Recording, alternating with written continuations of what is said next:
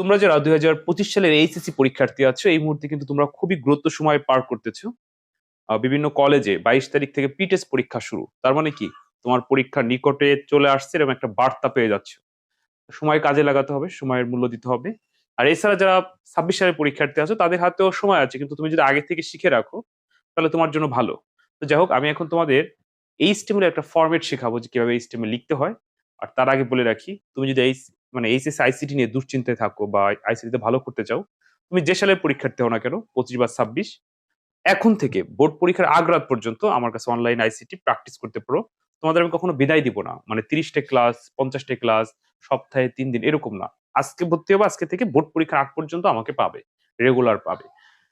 তো এই মাত্র ৳১,০০০ সম্মানের বিনিময়ে ৳১,০০০ সম্মানের বিনিময়ে আমি তোমাকে হাতে ধরে, ধরে পুরো আইসিটি কমপ্লিট করে দেব। ইনশাআল্লাহ আইসিটিতে কোনো সমস্যা হবে না। বিগত সালে যে ২৪ সালে যারা পরীক্ষার্থী ছিল, যারা আমার কাছে অনলাইনে আইসিটি পড়েছে, তারা যদি কেউ ওই ক্লাসটি দেখে থাকে তারা বলতে পারবে বা তোমাদের যদি পরিচিত কেউ থাকে যে আমার কাছে পড়ছে তাদের কাছে একটু খোঁজ নিয়ে দেখবা যে স্যার কি করে। মানে ধরো বাংলাদেশে এরকম অনেক কোর্স আছে যে ৩ মাস বা ৪০ ক্লাস। আমি এটা পছন্দ করি না কেন? ধরো আমি তোমাকে ৩ মাস অনেক ভালো শিখাইলাম। কিন্তু পরবর্তীতে তুমি ভুলে যাবা। হুম? আর এই কারণেই যতদিন পর্যন্ত বোর্ড পরীক্ষা শেষ না হবে ততদিন পর্যন্ত আমি লেগে থাকবো তোমার পিছনে। আর এর জন্য আমাকে এক্সট্রা পে বা সাজেশনের জন্য টাকা বা মাসিক কোনো বেতন দিতে হবে না। মাত্র ৳১,০০০ দিয়ে একবার ভর্তি হবা, ওকে ফাইন। যাক অনেক কথা বলে ফেললাম। বিস্তারিত জানতে আমার এই WhatsApp নাম্বারে এসএমএস দিও। তো যেটি বলছিলাম যে HTML এর ফরমেট আ লেখা শেখাবো। মানে HTML কিভাবে তুমি শুরু করবা। মনে করো তোমার পরীক্ষায় একটা HTML আসছে। সবাই একটু বোর্ডে লক্ষ্য করো। কখনো টেবিল আকারে আসতে পারে। ধরো উদাহরণ একটা টেবিল আকারে আসলো। কখনো প্যারাগ্রাফ আকারে আসতে পারে। কখনো তালিকা আকারে আসতে পারে। ধরো 1, 2, 3 এই সাধারণত এই ৩ ধরনের প্রশ্নই এসে থাকে HTML থেকে। আর এর বাইরে যদি আসে তাহলে সেটা হলো থিওরি টাইপের। তো যেভাবেই প্রশ্ন আসুক না কেন তুমি প্রশ্নটা লিখবা কেমনে? লিখবা হচ্ছে উত্তর। উত্তর লিখে শুরু করবা। তো HTML আসছে। কি আসছে? গতে বলল যে HTML করো। HTML করো। তো যেকোনো HTML যখন তুমি শুরু করবা তোমাকে এই যে একটা জিনিস লক্ষ্য করো, এটা হলো শুরু প্রতীক। এটা হচ্ছে শেষ প্রতীক। এই ২ টা বুঝতে হবে। শুরু এবং শেষের কাজ। তো যখনই তুমি কোনো HTML শুরু করবা, তখন এই শুরু প্রতীকের মধ্যে HTML লিখবা। সবসময় এই ব্র্যাকেটের মধ্যে ছোট হাতের বর্ণ দিয়ে লিখতে হয়। HTML তুমি লিখলা। তাহলে আমরা কি শুরু করলাম? HTML। কি শেষ করব? HTML। তাহলে HTML এ যা শুরু হয় তাই শেষ হয়। শুধু এম্পটি ট্যাগ গুলো শুরু হয়, শেষ হয় না। তো যেহেতু HTML শুরু করলাম, এই যে শুরু করলাম এবার শেষ করব। এই শেষ প্রতীকে আমি ধরো একদম নিচে লিখলাম। ধরো আমার খাতার নিচে জায়গা নেই, ব্যাপারটা এরকম। HTML শেষ। মানে আমাকে গল্প বললে HTML কর, আমি HTML শুরু করলাম, HTML শেষ করে দিলাম, বুঝে নিই। পুরো HTML হয়ে গেল। আচ্ছা এরপর ভিতরে, ভিতরে কিছু, কিছু কাজ আছে। যেমন ধরো বেসিক ট্যাগে হেড লিখতে হয়। তোমরা সবসময় হেড লিখবা। অনেক বইতে হেড লেখে না বা অনেক স্যার লেখে না। কিন্তু হেড লিখবা। কেন লিখবা? এটা হচ্ছে আমি তোমাদেরকে বোঝাচ্ছি। ধরো হেড শুরু করলাম, হেড শেষ করলাম। একটা জিনিস বোঝার চেষ্টা করো যে আমি HTML এর ভিতরে অনেক জায়গা রাখছি। কিন্তু হেডের ভিতরে মাত্র একটা লাইন লেখা যাবে এতটুকু জায়গা রাখছি। কারণ হেডের মধ্যে একটা লাইনই হয়। টাইটেল। কি হয়? টাইটেল। টাইটেল শুরু, টাইটেল শেষ। ওই যে HTML এ যা শুরু হয় তাই শেষ। টাইটেল শেষ। এখন এই জায়গায় তুমি কি লিখবে টাইটেলের ঘরে? এই টাইটেলের আমি সুন্দর করে দিই।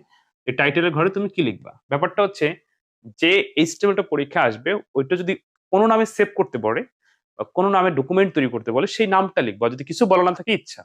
আর কিছু বলা না থাকলে না লিখলেও হয়। কিন্তু আমরা লিখবো আরকি। লেখার অভ্যাস থাকা ভালো। তো এখানে তুমি যা লেখো, ধরো এবিসি লেখো, তোমার নাম লেখো, যা লেখো হবে। আমরা টেবিল লিখলাম। কি লিখলাম? টেবিল। আচ্ছা। তাহলে হেডের কাজ শেষ। তো HTML শুরু করছিলাম, HTML শেষ। হেড শুরু করছিলাম, হেড শেষ। হেডের মধ্যে শুধু টাইটেল হয়, আর কিছু হয় না। আচ্ছা এখনো দেখো অনেক জায়গা রয়ে গেছে, তাই না? এই জায়গাটাকে বলা হয় ধরো উদ্দীপক, ডিসপ্লে, বডি। তাহলে বডি শুরু করলাম, এই যে বডি শেষ করলাম।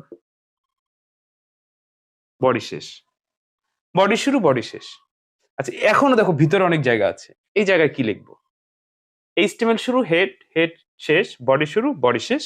মাঝে যে জায়গাটা তোমরা দেখতে পাচ্ছ, এইটা হলো তোমার ওই প্রশ্নের উপর ডিপেন্ড করবে এখানে কি হবে।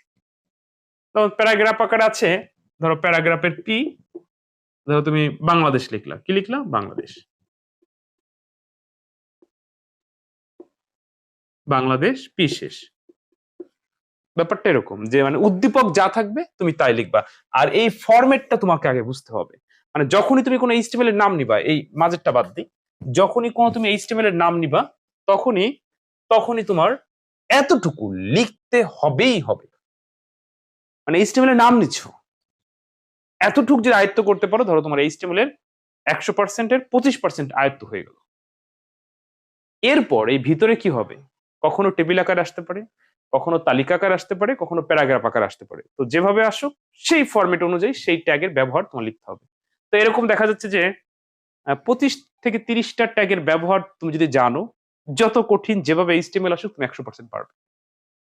তো এখন ধরো আমি এই ক্লাসটিতে তোমাদের এই আইডিয়াটাই দিলাম যে ভয় না পেয়ে যে গুরুত্ব সময় পার করতেছো এটা একটু কাজে লাগাও, পরিশ্রম করো, সামনে ফল পাবে। আর যদি তুমি এখন অবহেলা করো, পরীক্ষার আগ মুহূর্তে কিন্তু তাড়াহুড়া করে খুব বেশি ভালো হয় না। আর আইসিটি এমন একটা সাবজেক্ট হুবহু কখনো প্রশ্ন করে না। যখন একটু ঘুরিয়ে ফিরিয়ে প্রশ্ন করে, ওই ১ সপ্তাহ ১ মাস পরে যারা যায় তারা ধরা খেয়ে যায়।